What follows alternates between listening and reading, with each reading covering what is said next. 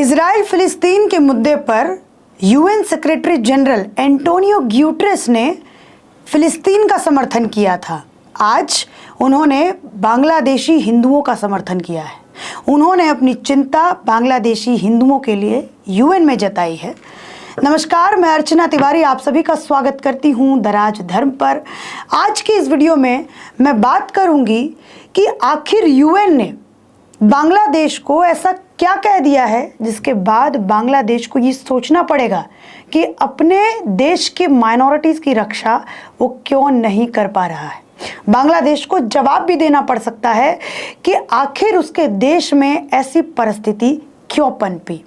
आज की इस वीडियो में मैं आपको ये भी बताऊंगी कि जहां एक तरफ हमारे देश के सांसद के मुंह पर ताला लगा हुआ है बांग्लादेशी हिंदू के मुद्दे पर, तो वहीं दूसरी तरफ अमेरिकी सांसदों ने बांग्लादेशी हिंदुओं के लिए चिंता जताई है। लेकिन उससे पहले मैं आपको ये बताना चाहती हूँ कि जब बांग्लादेश आज़ाद हुआ 1971 में, तब वहाँ पर हिंदुओं की संख्या थी 22%। कितनी थी? 22%। आज बांग्लादेश के अंदर हिंदुओं की संख्या है केवल मात्र 8%। मेरे मन में एक सवाल है, आखिर ये हिंदू गए कहाँ? क्या उन्होंने खुद की मर्जी से इस्लाम कबूल कर लिया, या फिर उनके साथ वहां पर कुछ शोषण किया गया, या फिर वो देश छोड़ करके चले गए?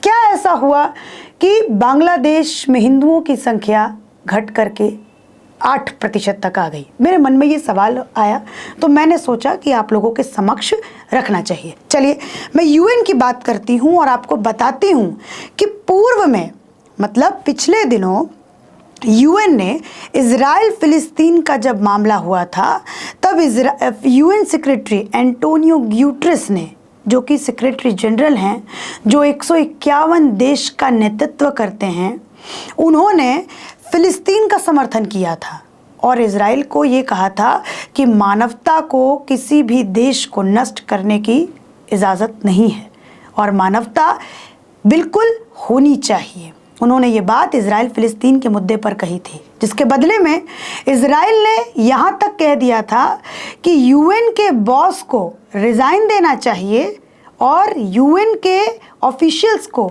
हम वीज़ा नहीं देंगे। ये बात इजराइल ने कही थी एंटोनियो ग्यूटेरेस को लेकर के। लेकिन आज एंटोनियो ग्यूटेरेस ने बांग्लादेशी हिंदुओं पर हो रहे अत्याचार को लेकर के बहुत बड़ा सवाल खड़ा कर दिया है। उन्होंने ये बात कही कि यूएन किसी भी तरीके का नस्ल आधारित वायलेंस का समर्थन नहीं करता। बांग्लादेश को अपने देश में किस तरीके से प्रगति की जाए उस पर ध्यान देना चाहिए। अपने यूथ को समझाना चाहिए कि वो कैसे अपने देश का विकास कर सकते हैं, ना कि वहाँ के अल्पसंख्यकों को इस तरीके से ट्रीट करना चाहिए। ये यूएन का ऑफिशियल बयान है। आज न्यूयॉर्क की सड़कों पर एक संस्था है जिसका नाम है हिंदू एक्शन, एक एनजीओ है, न्यूयॉर्क बेस्ड एनजीओ है। ये बांग्लादेशी हिंदुओं के लिए प्रोटेस्ट कर रहे हैं यूएन के बाहर। इनकी ये चिंता है कि आखिर बांग्लादेश के अंदर हिंदुओं की ऐसी हालत क्यों है। क्या आपको किसी भी तरीके का प्रोटेस्ट भारत के अंदर दिखाई दे रहा है? क्या आपको किसी भी तरीके का कमेंट विपक्षी नेताओं के द्वारा दिखाई दे रहा है? नहीं। इसका जवाब है बिल्कुल नहीं।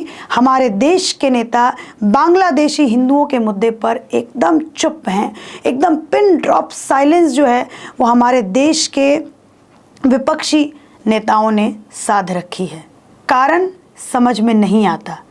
लेकिन वहीं अगर मैं बात करूं अमेरिका के 2 ऐसे सांसदों की जिन्होंने बांग्लादेशी हिंदुओं को लेकर चिंता जताई है, जिनमें से एक का नाम है पैट फॉलन टेक्सास के सांसद हैं, जिनको वहाँ पर कहा जाता है, जैसे हमारे यहाँ एमपी को सांसद कहा जाता है तो वहाँ पर कांग्रेसमैन कहा जाता है।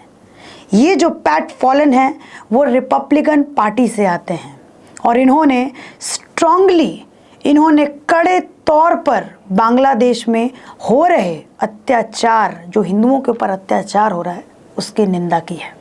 मैं आपको इनका ट्वीट जो है वो पढ़ करके सुनाती हूँ। हालांकि उन्होंने अंग्रेज़ी में ट्वीट किया है, लेकिन मैं आप लोगों को पहले अंग्रेज़ी पढ़ करके सुनाती हूँ, फिर आप लोगों को मैं इसका हिंदी अनुवाद भी बताऊँगी।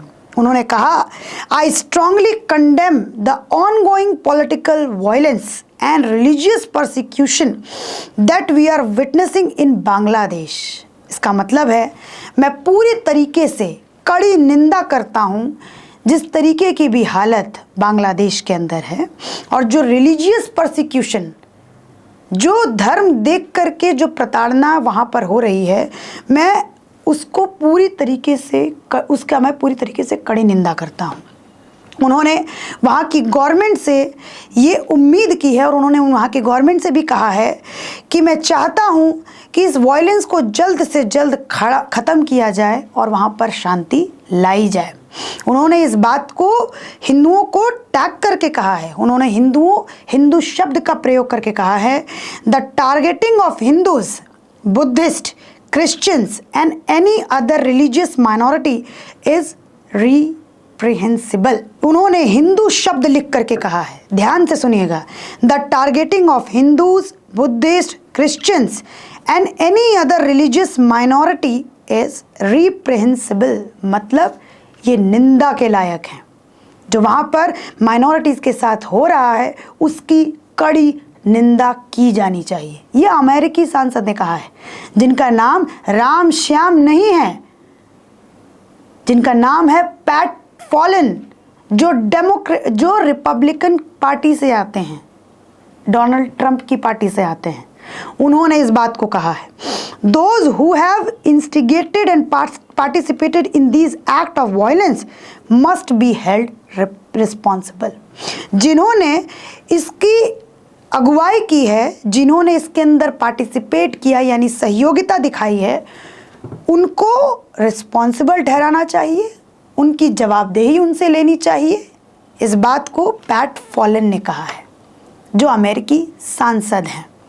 और दूसरे हैं राजा कृष्णमूर्ति, जो डेमोक्रेटिक पार्टी से आते हैं, बाइडेन वाली पार्टी से आते हैं, और उन्होंने भी चिंता जताई है कि बांग्लादेशी हिंदुओं की हालत बांग्लादेश में खराब है, उसकी निंदा करनी चाहिए। लेकिन यहाँ के आप ढूंढ लीजिए कि आपको कोई विपक्षी नेता जो बांग्लादेशी हिंदुओं के मसले पर कुछ एक ट्वीट, कुछ एक बात भी कह रहे हैं क्या? ये ढूंढिए। ये चश्मा पहनने का और चश्मा उतारने का समय है। राजनीतिक चश्मा जिनके ऊपर लगा है, ये समय है कि आप राजनीतिक चश्मा उतारिए। चश्मा उतार करके वहाँ पर जो हो रहा है अत्याचार, उसको देखिए और कुछ दो शब्द ज़रूर कहिए। एक पाकिस्तानी क्रिकेटर भी हैं जिनका नाम है दानिश कनेरिया। उन्होंने अपनी चिंता बांग्लादेशी हिंदुओं को लेकर के जताई है। उन्होंने अपने ट्विटर हैंडल पर लिखा है, आपको मैं एक बात बताना चाहती हूँ कि बांग्लादेश के अंदर एक बहुत बड़ी साजिश चल रही है। सच में एक बहुत बड़ी साजिश चल रही है। बांग्लादेश के अंदर एक फेमस सिंगर राहुल आनंदा, उनका घर जला दिया गया। उसके ऊपर क्या कुछ एक्स पाकिस्तानी क्रिकेटर ने लिखा है, आप भी सुनिए। Shocking news about the attack on Rahul Ananda. This was not a student protest but a deliberate assault on our Hindu community. उन्होंने इस बात को कहा है कि ये एक बहुत ही ज़्यादा शॉक करने वाली खबर है कि राहुल आनंदा के ऊपर अटैक हो रहा है। ये कोई स्टूडेंट प्रोटेस्ट नहीं है, ये एक तरीके का सोची समझी चाल है, जिसमें हिंदू लोगों के ऊपर असॉल्ट किया जा रहा है। ये एक्स पाकिस्तानी क्रिकेटर दानिश ने कहा है अपने ट्विटर हैंडल पर। उन्होंने ये भी कहा है कि ये एक बहुत बड़ी साजिश है जो इशारा करती है बांग्लादेश और भारत का जो रिश्ते हैं उनको कैसे खराब किया जाए। ये बात पाकिस्तानी क्रिकेटर दानिश ने कही है अपने सोशल मीडिया प्लेटफॉर्म पर। तो इन सब बातों का हमें अर्थ ये निकालना चाहिए कि आखिर यूएन ने ये जो बात बांग्लादेश को कही है, इससे क्या फ़र्क बांग्लादेश के ऊपर पड़ेगा। सबसे पहले तो बांग्लादेश की छवि खराब होगी। अब जो नई गवर्नमेंट बांग्लादेश के अंदर बनी है वो एक संदेह भरी नज़रों में सामने आएगी, क्योंकि अगर आपको याद होगा तो 2014 के बाद से पाकिस्तान की छवि पूरे वर्ल्ड में बिगड़ी है। हमारे पास कई सारे ऐसे सोशल मीडिया पे वीडियोस सामने आते हैं जिसमें पाकिस्तानी जो लोग हैं वो विदेश में जाकर के खुद को भारतीय बताते हैं, चूँकि पाकिस्तान की इमेज बहुत ज़्यादा ख़राब 2014 के बाद से ही हो गई है। क्योंकि हमेशा भारत ने 2014 के बाद से भारत ने हमेशा यूएन के अंदर पाकिस्तान किस तरीके से टेररिज्म को सपोर्ट करता है, इस मुद्दे को लगातार भारत ने यूएन के प्लेटफॉर्म पर उठाया है और इस बात को साबित भी किया है कि कसाब पाकिस्तान का रहने वाला, पाकिस्तान का आतंकवादी पकड़ा भारत में जाता है और बताता है कि उसका साथ कैसे पाकिस्तान की मिलिट्री ने दिया है। तो हमें मायना जो यूएन ने बांग्लादेश को लेकर के कहा है, तो इन सब का हमें ये भी मायना निकालना चाहिए कि ये सिर्फ एक महज बयान भर नहीं है, ये कड़ी चेतावनी है बांग्लादेश को कि उनको अपने देश में हालत सुधारनी होगी, क्योंकि ये सिर्फ यूएन ने बात नहीं कही है, ये 151 देश के रिप्रेजेंटेटिव 151 देश का नेतृत्व कर रहे सेक्रेटरी जनरल एंटोनियो ग्यूटेरेस ने ये बात कही है, जिसका एक बहुत बड़ा मतलब निकलता है।